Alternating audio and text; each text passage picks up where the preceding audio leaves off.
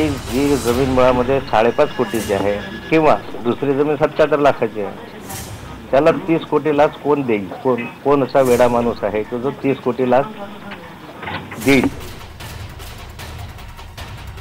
आपल्यावरचे सगळे आरोप बिनबुडाचे. एकनाथ खडसेंचा दावा, तक्रारदार रमेश जाधव यांच्यावर अब्रू नुकसानीचा खटला दाखल करणार, खडसे म्हणाले.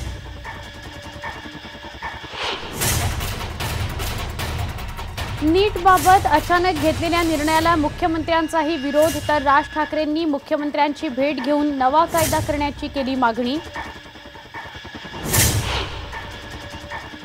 केंद्रानं किमान यावर्षी तरी नीटमधून सूट द्यावी. दिल्लीतल्या बैठकीत तावडेंची मागणी, तर जेटलींनी बोलावली सर्वपक्षीय बैठक. मालेगाव बॉम्बस्फोट प्रकरणी एनआयएच्या तपासावर शरद पवारांची जोरदार टीका. तपासावर शंका घेणं हे योग्य नसल्याचं व्यक्त केलं मत.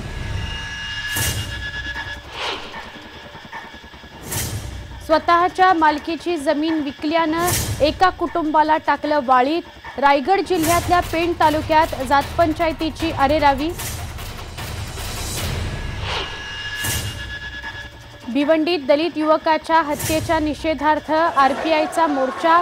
भाजप आमदारावर युवकाची हत्या घडवून आणल्याचा आरोप.